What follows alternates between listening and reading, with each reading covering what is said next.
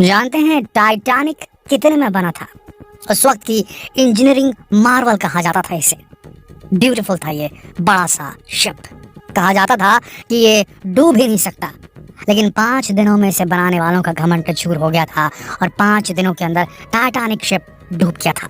वो भी किसी बर्फ या चट्टान से टकराने की वजह से नहीं, बल्कि टाइटैनिक के ऊपर आग लगने की वजह से, ये कहा जाता है।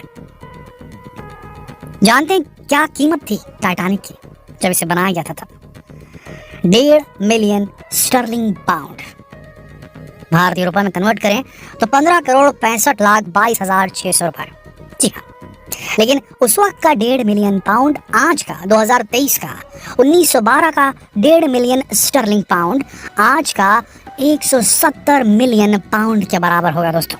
और जानते हैं उसकी कीमत भारतीय रुपए में कितनी होगी? 1,773,90,92,119 रुपए। समझ रहे? अब आप सोचेंगे इतना कीमती जहाज जब ये डूबा तो उसे तुरंत निकाल क्यों नहीं लिया? क्या अरे नीचे लोग जाते हैं, टुकड़े टुकड़े काट करके उसे निकालते, अगर भंगार में भी बेचते तो काफी सारा पैसा रिकवर हो सकता था। पर टाइटैनिक बनाने वाली कंपनी ने ऐसा किया क्यों नहीं? आपको बता दें, इसे खोजने मात्र में 4 दशक लग गए थे। 1912 में ये बना था, निकला था और उसी समय डूब गया था 1911-12 के अराउंड। और 1985 में इसे खोजा था एक navy, American retired navy officer जो खुद एक प्रोफेसर ऑफ ओशनोग्राफी थे, यानी कि समंदर की पढ़ाई करते थे, स्टडी करते थे। उनके साथ थे फ्रेंच ओशनोग्राफर जीन लुइस माइकल। इन दोनों ने मिलकर इसे खोजा था। कई लोग फेल हो चुके थे टाइटैनिक को खोजने की तलाश में, उस एक्सपेडिशन में कि टाइटैनिक का मलबा मिल जाए, किसी को नहीं मिला था। सिर्फ इन दोनों को सफलता हासिल हुई, रॉबर्ट डून बैलार्ड और फ्रेंच ओशनोग्राफर जीन लुइस माइकल को। लेकिन उसके बाद दोस्तों जब उन्होंने देखा मलबा, तो मलबा बेहद खूबसूरत था। अभी भी वहाँ शैंडलियर्स जो झूमर थे वो चमक रहे थे, उनके क्रिस्टल जो लटकते थे वो दिख रहे थे, वहाँ का ब्यूटीफुल स्टेयरकेस वो अभी भी दिख रहा था 4 दशक बाद भी। लेकिन धीरे धीरे मलबा गलने लगा था, तो उसे ऊपर उठाना बेहद मुश्किल था। कारण टाइटैनिक का वजन 46,000 टन का वेट। सबसे बड़ी बात, टाइटैनिक जब टूटा तो 2 हिस्सों में टूट गया था, तो उसे निकालना और भी ज्यादा मुश्किल हो गया था। लाख कोशिशें की गई, लेकिन सारे सैल्वेज ऑपरेशंस फेल होते गए। सैल्वेज यानी कि उसे निकालकर बाहर निकालने का प्रोग्राम। आखिर में एक कंपनी जो थी वो निकल कर आई। 1987 की बात बता रहे हैं। उसने धीरे धीरे करके जो प्रेशियस चीजें थी बड़ी सफाई के साथ वहां से निकालना उन्होंने शुरू किया। फिर वो ज्वेलरीज हो, फिर चाहे वो शैंडलियर जैसी चीज़ें हों, फिर चाहे वो स्टेयरकेस हो, ऐसा कर करके पहले एक्सपीडिशन में 1800 चीज़ों को वहाँ से निकाला गया, कीमती चीज़ों को। ऐसा कर करके अब तक 5000 चीज़ों को वहाँ से निकाल कर उनका ऑक्शन किया जा चुका है, उनकी नीलामी की जा चुकी है। आपको बता दें, नीलामी से ही इतना पैसा निकला है। लोगों के अंदर इतना ज़्यादा पॉपुलर है टाइटैनिक और इसकी कहानी, इसकी हिस्ट्री, कि लोग कितनी भी रकम देकर इसके जो एंटीक मानते हैं, इसकी चीज़ों को जो टाइटैनिक के साथ डूबे थे, उन्हें खरीदते हैं, अपने पास रखते हैं। लोगों के दिमाग में बात है कि टाइटैनिक में उस वक्त के बेहद रिच इन्फ्लुएंशियल लोग सवार थे, तो उनके शौक और उनके लग्जरियस लाइफ को शो करता था टाइटैनिक और उसमें मौजूद चीज़ें। तो उनके जो चीज़ें मिल रही हैं उनको एंटीक समझकर लोग उन्हें खरीद रहे हैं काफ़ी ज़्यादा रकम में। अब आप खुद सोच कर देखिए दोस्तों, ये तो एंटीक की बात करें हम आपसे, उन 5 लोगों के बारे में सोचिए जिन्होंने ओशन गेट कंपनी की टाइटन पनडुब्बी की जो टिकट थी वो 2-2 करोड़ रुपए में खरीदी थी, $2.5 लाख में खरीदी थी पर पर्सन। तो सोच के देखिए कितना क्रेज है लोगों के अंदर टाइटैनिक को लेकर के। जब ये मलबा हो चुका है तभी भी इसका क्रेज कितना ज्यादा है। आपको बता दें, जेम्स कैमरन जिन्होंने टाइटैनिक फिल्म बनाई थी, जिसकी वजह से हम भारतीयों को टाइटैनिक के बारे में पता चला, उन्होंने खुद 33 बार डाइव किया था। पहली बार जब उन्होंने देखा टाइटैनिक के मलबे को तो वो मंत्र मुग्ध हो गया। उसके बाद उन्होंने 33 बार डाइव किया था टाइटैनिक के मलबे के पास जाकर उसे स्टडी करने, उसे देखने, निहारने। उनके अंदर एक स्ट्रॉन्ग डिजायर पैदा होती है। कुछ तो ऐसा है इस शिप के अंदर जो लोगों को अपनी ओर खींचता है, खासकर धनाढ़ दिमागदार लोगों को अपनी तरफ ज़्यादा खींचता है, ऐसा कहा जाता है। ऐसी किंवदंती, ऐसे लेजेंड्स हैं। 33 बार डाइव किया था जेम्स कैमरून ने जो है, और उसके बाद उन्होंने वो फिल्म बनाई थी। तो ये बहुत बड़ा एक ट्रिविया, एक फैक्ट है टाइटैनिक के उससे जुड़ा हुआ। अब बात करते हैं कि इतना महंगा, इतना कीमती जब है टाइटैनिक, तो इसे पूरा क्यों नहीं निकाला जाता? पहली प्रॉब्लम वजन की हमने आपको बताई, और इसके बाद वहाँ पर क्रश डेप्थ है, वहाँ जो दबाव है पानी का बहुत ज़्यादा है। फेफड़े फट जाएंगे अगर कोई वहाँ पर निकल जाए सबमरीन के बाहर कोई इंसान, तो तुरंत मर जाएगा।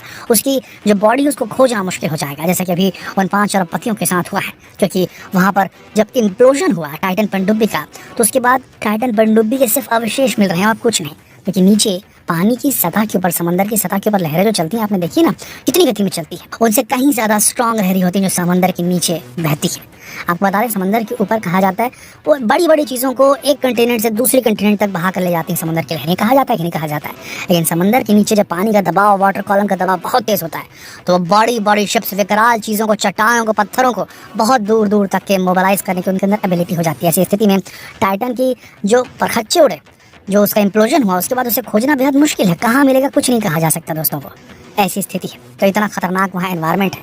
तो इस प्रकार के एनवायरनमेंट में जहाँ तापमान 1 डिग्री सेंटीग्रेड हो जाता है, बहुत खून जमा देने वाली, हड्डी जमा देने वाली ठंड है, जहाँ दिखता कुछ नहीं है, नो विजिबिलिटी, जहाँ पर इंसानी जीवन जो है बेहद मुश्किल है। ऐसी स्थिति में जहाँ पर सर के ऊपर में अगर वहाँ कोई चीज़ है तो उसके ऊपर समझ के चलिए हर इंच शरीर के ऊपर में एक एम्पायर स्टेट बिल्डिंग का वेट पड़ा हुआ, 500 जंबो जेट प्लेन्स का वेट पड़ा हुआ है। ऐसी स्थिति में अगर आप 1 किलो सामान वहाँ से निकालने की कोशिश करेंगे तो सोचिए कितना भारी हो जाएगा वो 1 किलो सामान। 500 जंबो जेट का वेट अगर उसके ऊपर डाल दिया जाए तो सोचिए 1 किलो भी निकालना बेहद मुश्किल होता है। और अभी तक हमारे पास ऐसी कोई सबमर्सिबल टेक्नोलॉजी नहीं, कोई ऐसी सबमरीन नहीं है हमारे पास में पावरफुल जो सीधे सीधे चेन बांधी नीचे और इसे सीधा टो करके ऊपर की तरफ ले आए। टाइटैनिक को ऐसा कुछ भी नहीं है।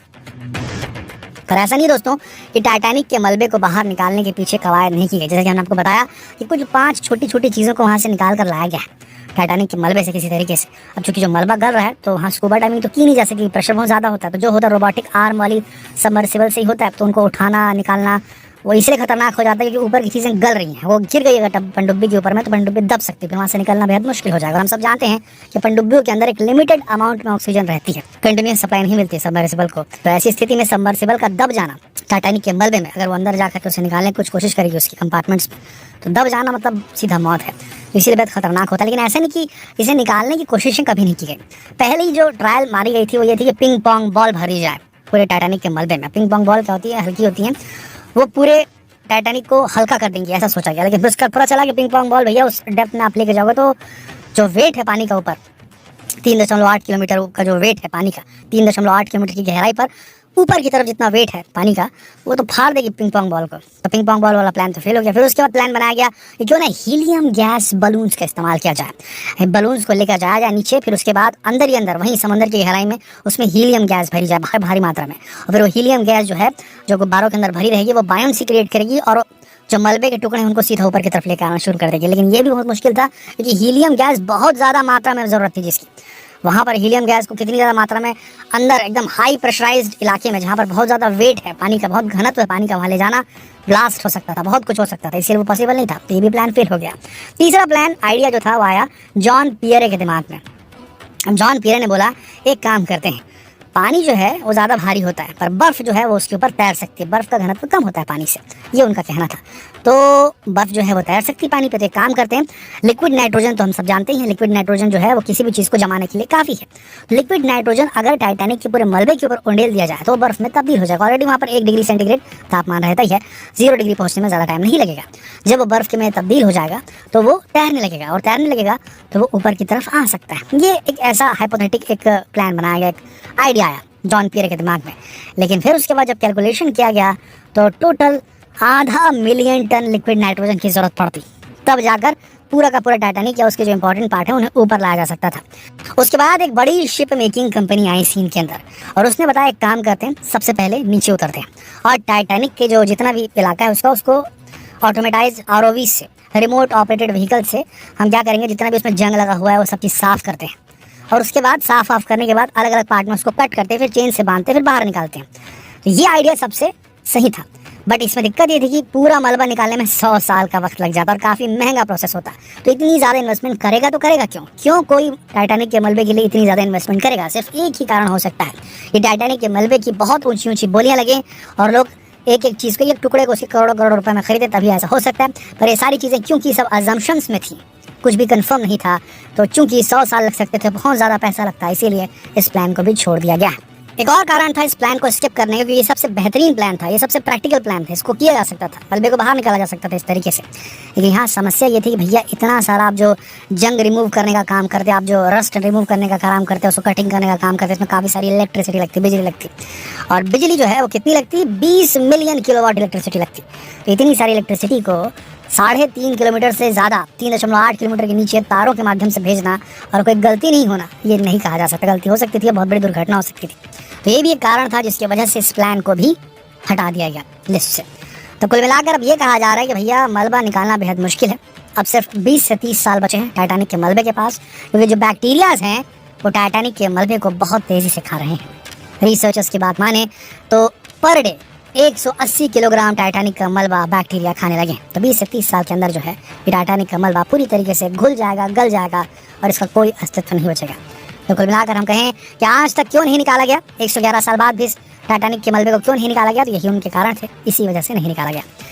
लेकिन दोस्तों अब एक सवाल आपसे पूछते हैं, वो पनडुब्बी जो थी टाइटन वो फटी, इम्प्लोड हुई, तो शव तो कहीं ना कहीं मिलने चाहिए। शवों को खोजना बहुत मुश्किल काम है। हमने आपको बताया कि करंट जो है, लहरें जो है नीचे ज़्यादा तेज़ होती हैं, तो वो इधर उधर तो छिटक गए होंगे, उनको खोजना बेहद मुश्किल हो गया, मानते हैं। लेकिन यहाँ पर एक बहुत बड़ा फैक्टर ये भी है कि शरीर इसलिए भी नहीं मिल सकते क्योंकि वहाँ पर जीव भी होते हैं, समुद्री जीव, और वो शरीरों को नहीं छोड़ेंगे। लेकिन अब सोचने वाली बात यह है कि इतनी गहराई में किस प्रकार के समुद्री जीव रहते होंगे। इस बारे में अगर आप जानना चाहते हैं तो हमारी अगली वीडियो ज़रूर देखिएगा। इतनी गहराई में, समंदर की इतनी गहराई में कौन कौन से जीव रहते हैं, इस पर हम एक बहुत ही स्पेशल वीडियो लेकर आ रहे हैं, अगली वीडियो, तो जरूर देखिएगा उसे। और जितना हो सके इस वीडियो को शेयर कीजिए फेसबुक पर, व्हाट्सएप पर, यूट्यूब पर। जल्द मिलते हैं आपसे अगली वीडियो में, तब तक के लिए आप सबका इस वीडियो के अंदर बने रहने के लिए दिल से धन्यवाद।